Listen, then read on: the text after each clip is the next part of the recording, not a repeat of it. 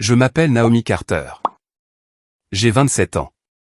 Et la première fois que mes parents m'ont dit que j'avais 2 jours pour quitter la maison que mes grands-parents avaient laissée derrière eux, je n'ai pas crié, pleuré, ou leur et demandé comment ils pouvaient me faire ça. Je suis resté là, dans l'embrasure de la porte de la cuisine, ma main toujours enroulée autour d'une tasse de café froide, écoutant ma mère parler de cette voix douce, fausse et calme qu'elle utilisait chaque fois qu'elle voulait paraître raisonnable en disant quelque chose de cruel. Mon père se tenait à côté d'elle comme si la décision avait déjà été estampillée et classée. Et ma sœur cadette était adossée au comptoir avec le genre de petit sourire suffisant que les gens arborent quand ils pensent que la fin est déjà la leur. Ils ont dit que la maison était trop pour moi. Que j'étais égoïste. Qu'une maison familiale devrait revenir à la fille qui était sur le point de se marier et de construire un véritable avenir. Puis vint la date limite. Vendredi. 2 jours. Emballe mes affaires personnelles, laisse les clés, et ne fais pas d'histoire. Ce qu'il voulait, c'était une dispute.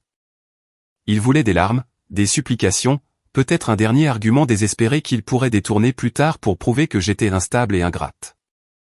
Mais je savais déjà quelque chose qu'ils ignoraient. Je savais ce qui se trouvait dans le coffre-fort mural à l'étage.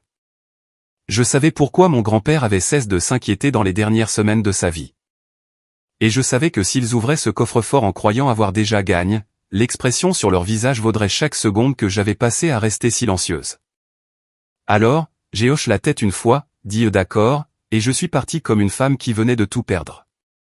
Derrière moi, j'ai entendu ma sœur rire sous son souffle. Derrière eux, toute la maison est restée immobile comme si elle attendait. Et au moment où ma mère m'appelait encore et encore, sa voix tremblante, me suppliant de ne pas faire ça, il était déjà trop tard. Avant que je ne vous raconte ce qu'il y avait à l'intérieur de ce coffre-fort et pourquoi ma famille est passée de la célébration à la panique en moins d'une demi-heure, dites-moi quelle heure il est chez vous en ce moment et d'où vous écoutez. Car je veux vraiment savoir jusqu'où cette histoire s'étend. La vérité est qu'au moment où ils m'ont donné ces 2 jours, j'avais déjà passé des années à apprendre exactement qui comptait pour eux et qui ne comptait pas. La maison de mes grands-parents à Stone Mill Point était le seul endroit où je m'étais senti choisi plutôt que toléré. Elle était située sur une douce élévation au-dessus de l'eau, une ferme en pierre avec de profonds appuis de fenêtres, de vieux planchers en pin, et un porche arrière qui captait la dernière lumière d'or chaque soir. Pour les étrangers, cela ressemblait à une propriété côtière précieuse. Pour moi, c'était l'endroit où ma grand-mère m'avait appris à faire de la tarte aux myrtilles sans tasse à mesurer, et où mon grand-père m'avait appris que le caractère d'une personne se révélait toujours quand personne ne la force à être décente. 3 ans avant sa mort, tout a changé. Ma grand-mère a commencé par oublier de petites choses. Puis elle a oublié de plus grandes. Elle laissait le œuf bouillir sur la cuisinière. Elle mettait le sucre au réfrigérateur. Une fois, elle m'a regardé droit dans les yeux et m'a appelé par le nom de sa sœur. Mon grand-père a essayé de maintenir la maison stable, mais je pouvais voir la peur en lui bien avant qu'il ne l'admette à voix haute.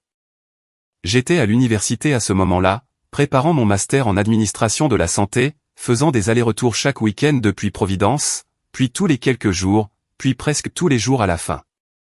Je suis devenue celle qui savait quelle pharmacie avait encore ses ordonnances en stock.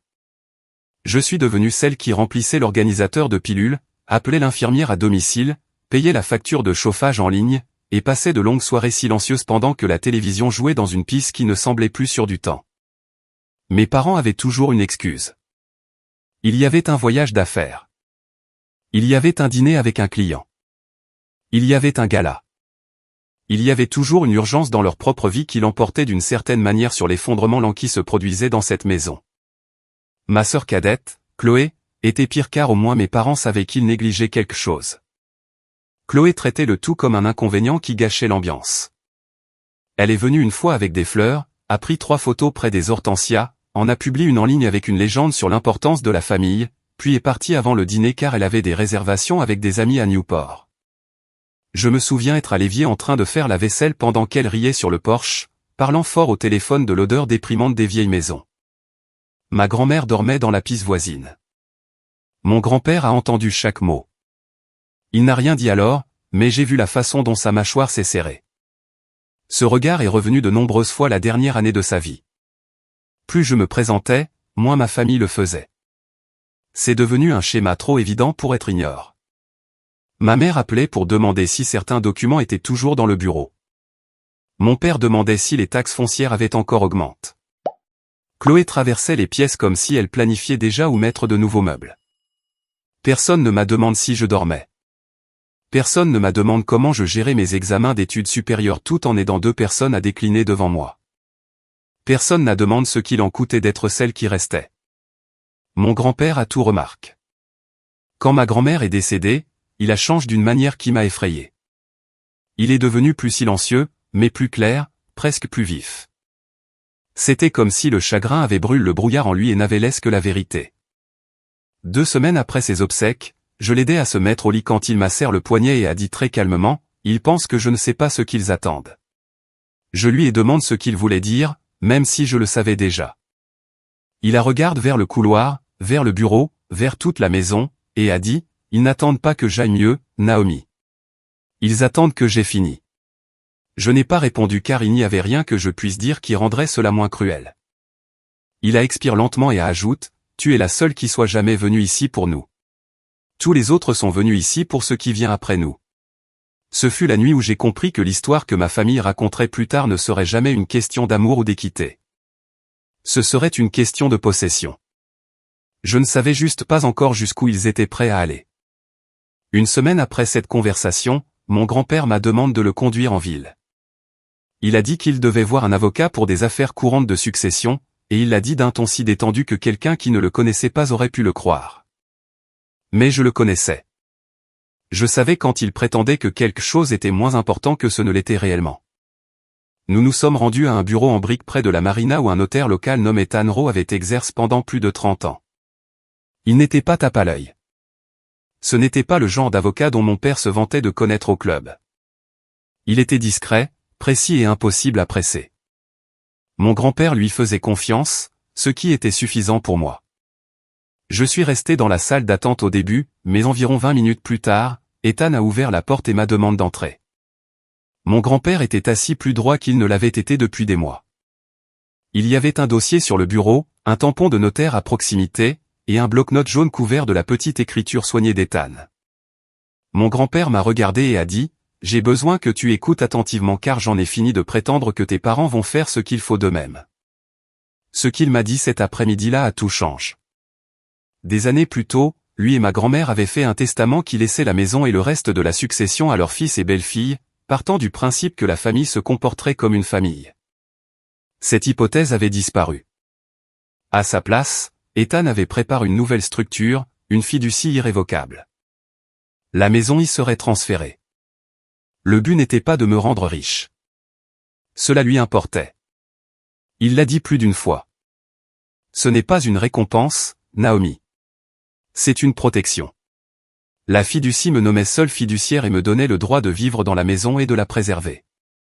Elle rendait également difficile pour quiconque de me faire pression pour la vendre, l'hypothéquer ou la donner. Ethan a même expliqué que si quelqu'un essayait plus tard de contester l'arrangement, la structure elle-même rendrait un sabotage familial impulsif beaucoup plus difficile. Mon grand-père avait réfléchi à cela dans les moindres details.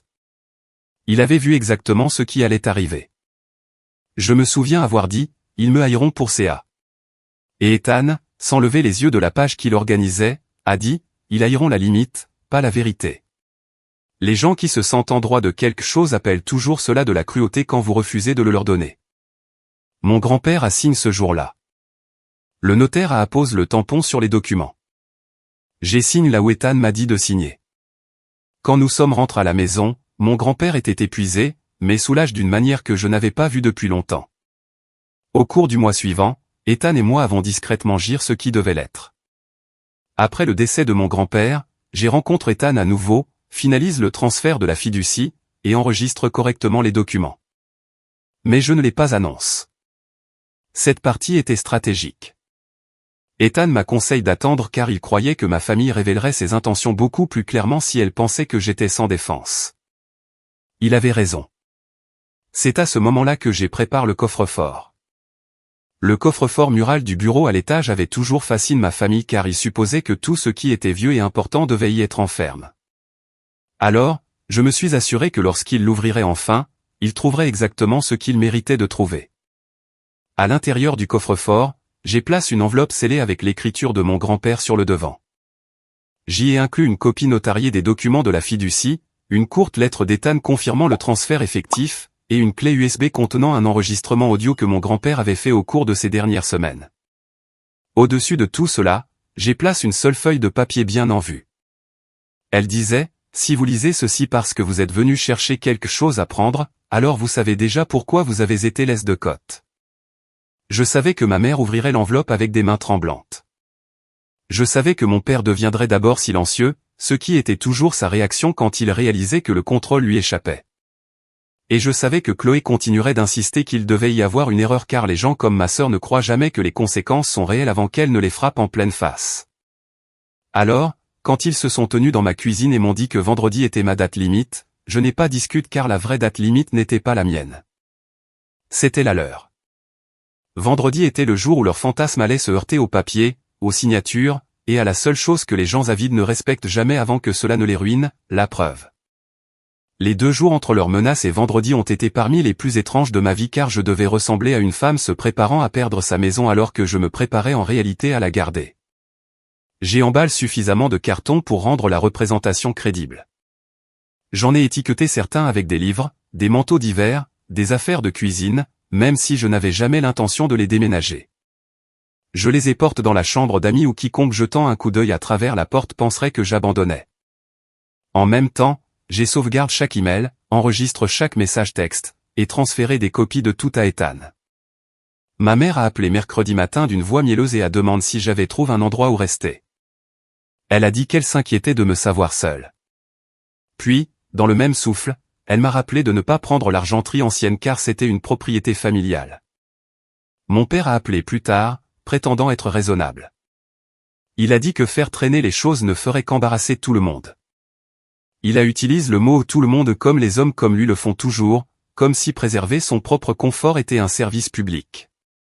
Chloé m'a envoyé une photo d'une cuisine blanche qu'elle aimait et a écrit « Ça aurait l'air incroyable une fois que la maison sera rajeunie ». J'ai fixé ce message pendant 1 minute entière.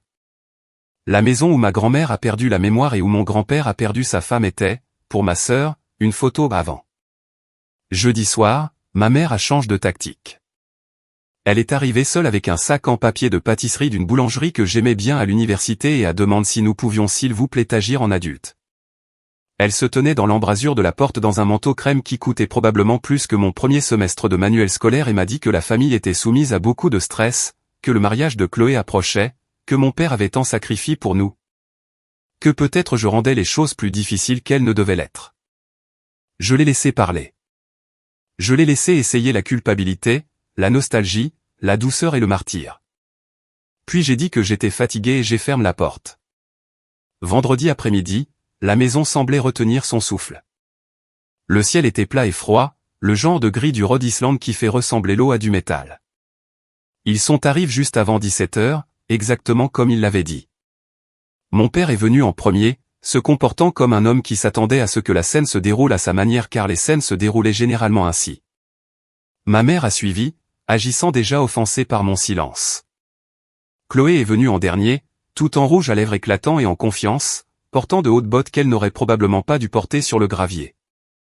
Elle a regardé autour du foyer et a dit, « C'est tout ce que tu as en balle ?» Ne même pas essayant de cacher l'insulte dans sa voix, je n'ai rien dit. Mon père a demandé la clé du coffre-fort. Je lui ai dit qu'elle était là où elle avait toujours été, dans le tiroir du haut du bureau du cabinet. Je voulais être là quand il l'ouvrirait, mais je me suis tenu juste assez en arrière pour donner l'impression que je n'avais plus la force de me battre. Cela importait. Je voulais qu'il soit à l'aise. Je voulais qu'il soit insouciant. Le bureau sentait faiblement le cèdre et le vieux papier. Mon père s'est dirigé droit vers le coffre-fort. Ma mère se tenait près de la fenêtre, les bras fermement croisés. Chloé s'est penchée par-dessus son épaule comme elle le faisait par-dessus les vitrines de pâtisserie quand elle décidait quel dessert prendre sans le payer elle-même. La porte s'est ouverte en un clic. Pendant 1 seconde, rien ne s'est passé. Puis mon père est devenu immobile. Ma mère s'est avancée et a dit, « Qu'est-ce que c'est ?» comme si la réponse pouvait encore être quelque chose d'inoffensif. Il a sorti la feuille du dessus en premier. J'ai observé ses yeux parcourir la phrase. Puis j'ai vu la couleur se vider de son visage. Ma mère lui a pris les papiers. Elle a lu plus vite, puis plus lentement, Puis une fois de plus comme si les mots pouvaient se réarranger si elle refusait de les accepter la première fois. Chloé attrape la clé USB et demande ce que c'était. Sa voix était devenue mince. Mon père a déchiré la lettre de mon grand-père et a lu en silence complet. C'est à ce moment-là que j'ai su qu'ils avaient compris. Pas émotionnellement, pas moralement, mais légalement. La pisse a changé. Tout ce qu'elle contenait a changé. La confiance avait disparu. La performance avait disparu. Ma mère s'est tournée vers moi avec un regard que je n'avais jamais vu auparavant. Non pas parce qu'elle ne l'avait jamais ressenti, mais parce qu'elle n'avait jamais eu besoin de me le montrer. La peur. Une vraie peur.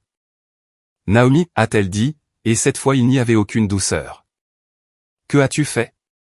Je l'ai regardé et j'ai dit, j'ai suivi les instructions.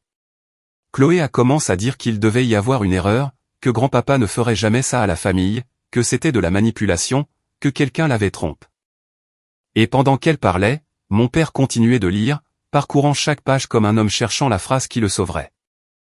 Il n'y en avait aucune. Ils sont partis 10 minutes plus tard sans plus rien prétendre. Ma mère a oublié son sac à main sur la chaise du bureau et a dû revenir le chercher. Mon père ne m'a pas regardé quand il est sorti. Chloé, elle, m'a regardé. Et si la haine avait une température, la pisse se serait fissurée.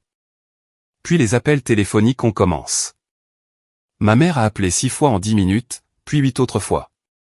Puis elle a laissé un message vocal si essouffle qu'on aurait dit qu'elle avait couru à l'étage.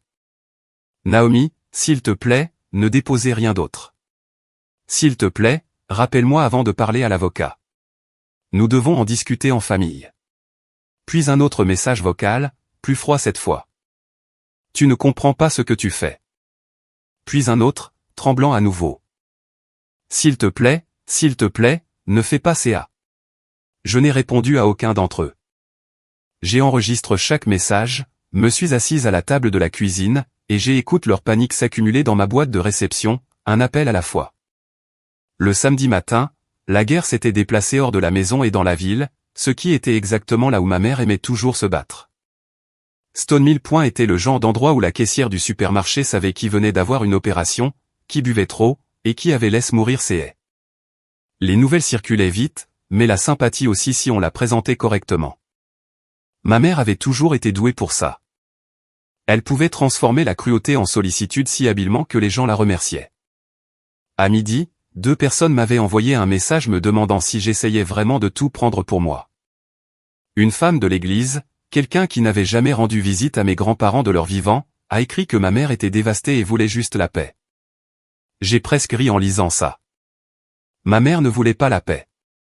Elle voulait l'accès. Elle voulait la maison, l'histoire, et le droit de ce designer comme la victime après avoir tenté de me chasser de ma propre maison. Ethan m'avait prévenu que cela arriverait. Il m'avait dit que dans les litiges immobiliers, les gens ne se battaient pas seulement pour les biens. Ils se battaient pour le récit. Celui qui semblait le plus sympathique gagnait souvent de l'influence même lorsque les documents étaient solides. Alors, au lieu de répondre émotionnellement, j'ai créé un dossier. J'ai sauvegardé chaque message vocal. J'ai imprimé chaque message texte. J'ai exporté chaque email que Chloé m'avait envoyé au cours du dernier mois. L'un d'eux était particulièrement utile car elle avait oublié d'être prudente et m'avait transféré un échange avec une organisatrice de mariage demandant si la fin de l'été serait un meilleur moment pour organiser un dîner de fiançailles à la maison avant de la mettre en vente le printemps suivant. La mettre en vente. Voilà. Ne pas la préserver. Ne pas y vivre. Ne pas honorer la famille. La vendre. Ethan a presque souri quand je lui ai montré cet email, ce qui, pour lui, équivalait à rire à gorge déployée. Il m'a aussi aidé à rassembler des documents dont je n'aurais jamais pensé avoir besoin pour prouver quelque chose qui aurait dû être évident. Des copies de livraison de pharmacie que j'avais signées. Des reçus de courses, des factures pour des réparations que j'avais arrangées, des notes de calendrier, des frais d'essence pour les longs trajets pendant que j'étais à l'université. L'infirmière à domicile a même rédigé une déclaration affirmant que j'étais le seul membre de la famille à avoir constamment coordonné les soins pendant le déclin de mes grands-parents.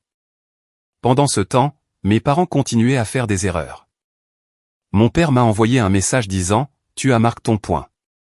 Cédez la gestion partagée et nous pourrons tous nous retirer de ceci avec dignité. » Gestion partagée signifiait nous rendre l'arme et nous faire confiance pour ne plus l'utiliser. Ma mère attend une approche plus douce et a écrit que le conflit légal ne ferait que nuire à la mémoire de grand-mère. J'ai fixé cette phrase pendant longtemps car les gens comme elle traînent toujours les morts dans des disputes pour lesquelles ils ne se sont jamais donné la peine d'être présents quand ces personnes étaient vivantes. Le plus grand cadeau arrive dimanche soir.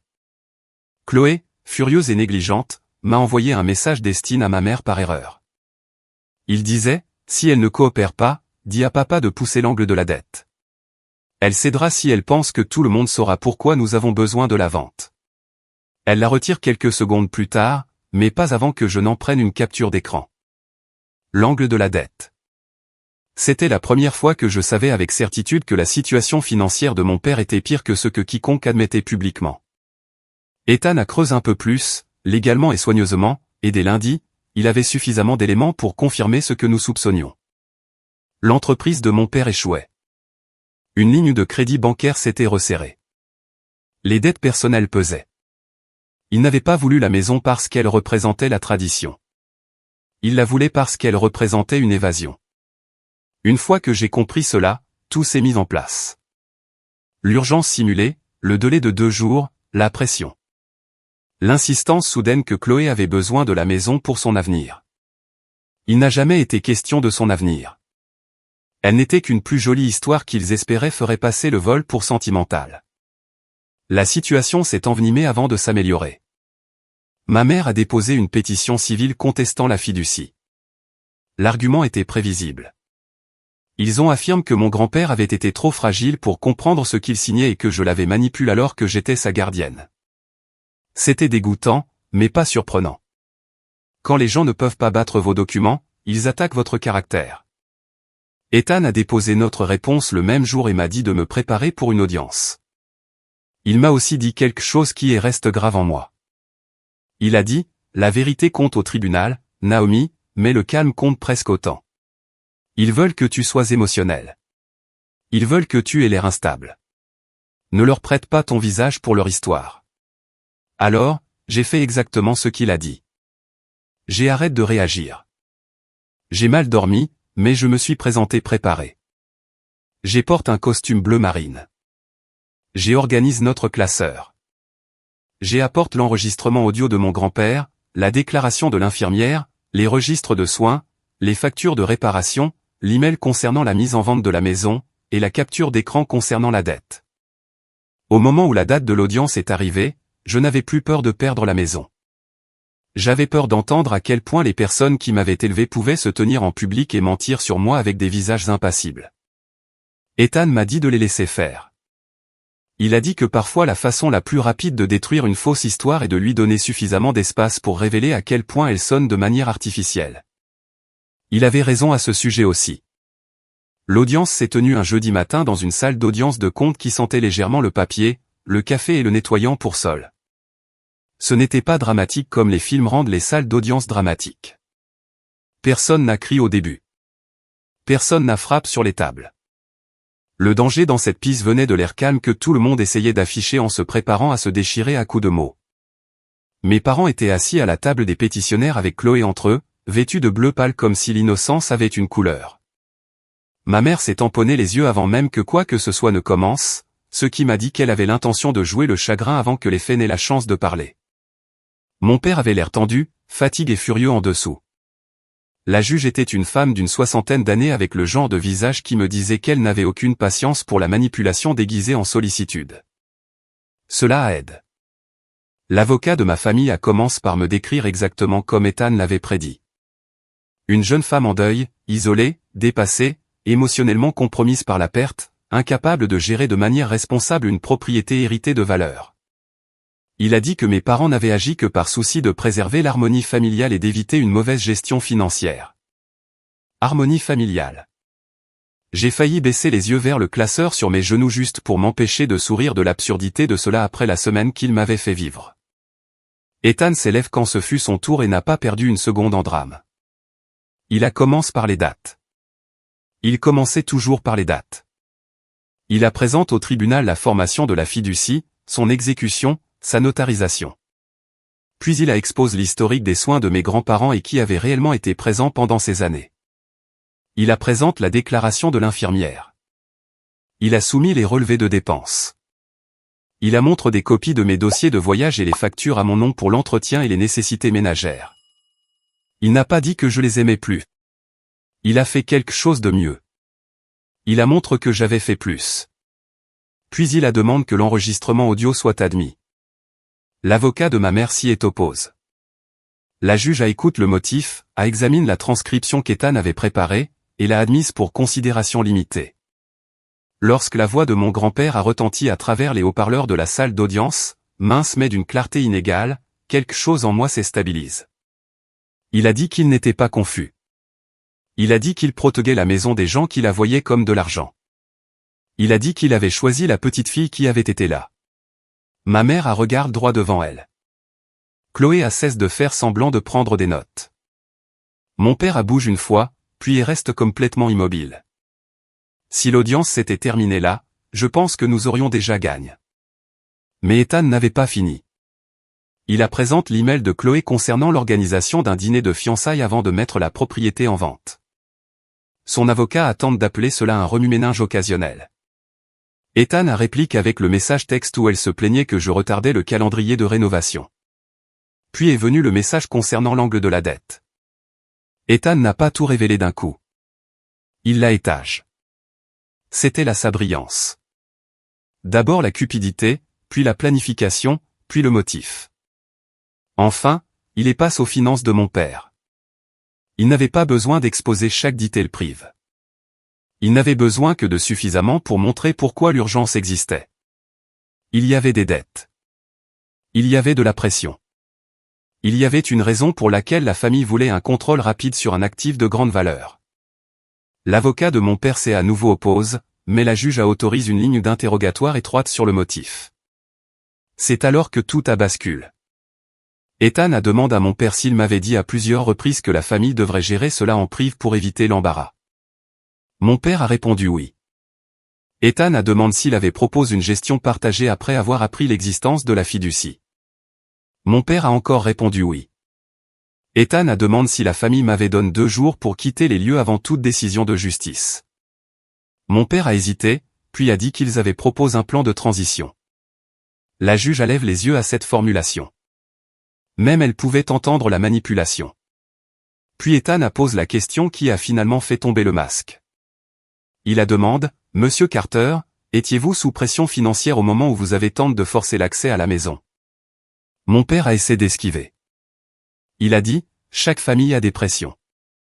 Ethan a demandé à nouveau, plus spécifiquement, cherchiez-vous ou non le contrôle immédiat de la propriété parce que vous pensiez qu'une vente ou un refinancement pourrait soulager ces pressions. Mon père a regardé la juge, a regardé son propre avocat, et puis m'a regardé.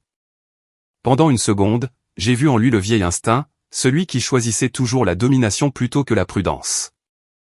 Et puis il a prononcé la phrase qui les a achevés. Il a dit, nous avions seulement besoin qu'elle cesse d'être égoïste assez longtemps pour signer afin que la famille puisse stabiliser les choses. La salle d'audience est devenue silencieuse de cette manière totale que les pièces adoptent lorsque quelqu'un a juste trop admis pour pouvoir le reprendre. Il avait transformé la sollicitude en stratégie et la famille en levier en une seule phrase. La juge lui a demandé de clarifier. Il a essayé de revenir sur ses paroles. Il a dit qu'il voulait dire que tout le monde en bénéficierait. Mais le mal était fait. La pétition ne visait plus à me protéger d'une mauvaise gestion de la propriété. Elle visait à me faire pression pour que je renonce à son contrôle. Quand la juge a rendu son verdict, elle a été précise et froide. Elle a maintenu la fiducie. Elle a rejeté intégralement la contestation. Elle m'a reconnu comme la seule fiduciaire légitime. Elle n'a trouvé aucune preuve crédible d'influence indue et a noté que le dossier documentaire montrait de manière écrasante que j'avais été la principale gardienne et administratrice de la propriété. Ensuite, elle a abordé le comportement de ma famille. Elle a critiqué la tentative de me faire pression pour que je quitte les lieux avant une résolution légale. Elle leur a ordonné de payer une partie substantielle de mes frais de justice. Elle a également rendu une ordonnance civile leur interdisant d'entrer dans la propriété ou de me contacter en dehors des voies légales pendant 2 ans, sauf si j'y consentais expressément par écrit. Ma mère a pleuré pour de vrai alors. Non pas parce qu'elle m'avait perdu, mais parce qu'elle avait perdu le contrôle de l'histoire. Chloé avait l'air de quelqu'un qui avait été assommé. Plus tard, j'ai appris que la famille de son fiancé avait reporté leur contribution financière au mariage après avoir réalisé que la maison qu'elle avait laissé entendre ferait partie de leur avenir n'avait jamais été la sienne à utiliser. Le mariage n'a pas été annulé, mais le fantasme, si. Mon père est sorti du tribunal, l'air plus petit que je ne l'avais jamais vu. Dans une ville comme la nôtre, les gens n'ont pas besoin d'un scandale formel pour savoir ce qui s'y passe.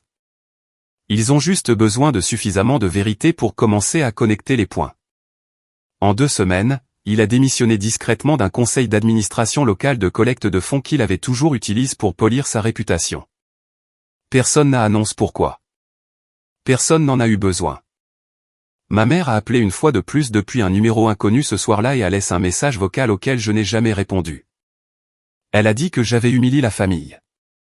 Je l'ai écouté en me tenant dans ma cuisine et j'ai pensé, non, vous avez fait ça vous-même au moment où vous avez tenté de me chasser d'une maison que j'avais passé des années à protéger pendant que vous étiez trop occupé à planifier ce que vous pourriez en faire une fois que les personnes âgées seraient parties. Je suis retourné à Stone Mill Point le même après-midi où l'audience s'est terminée. Le trajet m'a semblé plus court que d'habitude. Peut-être parce que pour la première fois depuis des semaines, je ne me dirigeais pas vers une menace. Je rentrais à la maison. La maison avait exactement le même aspect de la route, ce que j'aimais plus que je ne peux l'expliquer. Les mêmes murs de pierre, la même balustrade de porche patinée, le même bouquet d'arbres se penchant légèrement sous le vent venant de l'eau. Rien n'annonçait la victoire. Elle était juste encore là, ce qui était suffisant. J'ai débarré la porte d'entrée et suis entré dans le silence qui m'avait tenu en un seul morceau plus de fois que je ne pouvais les compter. Je suis resté dans le foyer pendant 1 minute sans enlever mon manteau. Puis je suis allé à la cuisine, j'ai mis la bouilloire en marche, et j'ai attrapé la vieille tasse en céramique que mon grand-père utilisait tous les matins. Elle avait un petit éclat près de l'anse et un bord bleu fan. J'ai emmené mon œuf sur le porche arrière et me suis assise là où la lumière frappait les planches en fin d'après-midi. De là, je pouvais voir l'eau et le bord du jardin que ma grand-mère aimait même après avoir cessé de se souvenir des noms de la moitié des fleurs qui s'y trouvaient. Je pensais que je me sentirais triomphante d'une manière bruyante et éclatante. Ce ne fut pas le cas.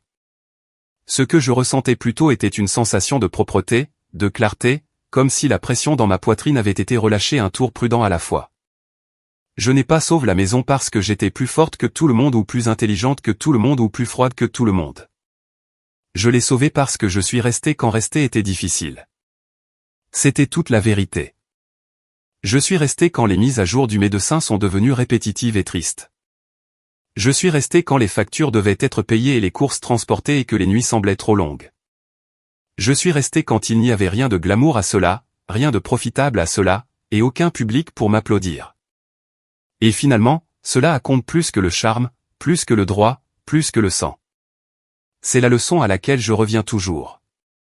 Le sang peut rendre les gens apparentes, mais il ne les rend pas automatiquement aimants, sûrs, ou dignes de confiance. La vraie famille n'est pas définie par qui exige l'accès quand quelque chose devient précieux. La vraie famille est définie par qui reste présent quand la vie devient difficile, gênante et photogénique. Il y a autre chose que cette histoire m'a apprise, et je pense que cela compte pour quiconque écoute et a déjà été manipulé par le mot famille. L'amour sans limite peut être exploite. La gentillesse sans documentation peut être réécrite. Et la loyauté sans respect de soi peut se transformer en cage. Se protéger ne vous rend pas cruel. Garder des preuves ne vous rend pas calculateur. Refuser de céder ce que vous avez construit, préservé ou dont vous avez pris soin ne vous rend pas égoïste. Parfois, la chose la plus responsable qu'une personne puisse faire est de mettre la compassion et les preuves dans la même main. Ce n'est pas de l'amertume. C'est de la sagesse. J'ai regardé à travers l'eau, j'ai pris une longue gorgée de œufs, et j'ai pensé à quel point je voulais désespérément que mes parents deviennent les personnes que j'espérais qu'ils étaient sous tout ce contrôle et cette performance. Mais la paix est venue quand j'ai cessé d'attendre cette version d'eux et que j'ai commencé à croire la version qu'ils m'avaient déjà montrée. La maison était silencieuse. Les planches du porche craquaient doucement sous ma chaise. Quelque part près de l'eau, une mouette a crié une fois et puis tout s'est de nouveau calme. J'avais toujours 27 ans. J'étais toujours seul sur ce porche. Mais pour la première fois depuis longtemps, être seul ne ressemblait pas à être abandonné. Cela ressemblait à la liberté. Si quelqu'un a déjà utilisé la famille, la culpabilité ou l'obligation pour vous pousser à quitter quelque chose, j'espère que cette histoire vous rappellera que votre silence ne doit pas signifier la reddition, et que votre gentillesse n'exige pas l'auto-trahison. Et avant de vous laisser ici sur ce porche avec moi, dites-moi d'où vous écoutez et quelle heure il est chez vous car je veux savoir jusqu'où cette histoire a voyage et si une partie d'elle vous a semble un peu trop familière.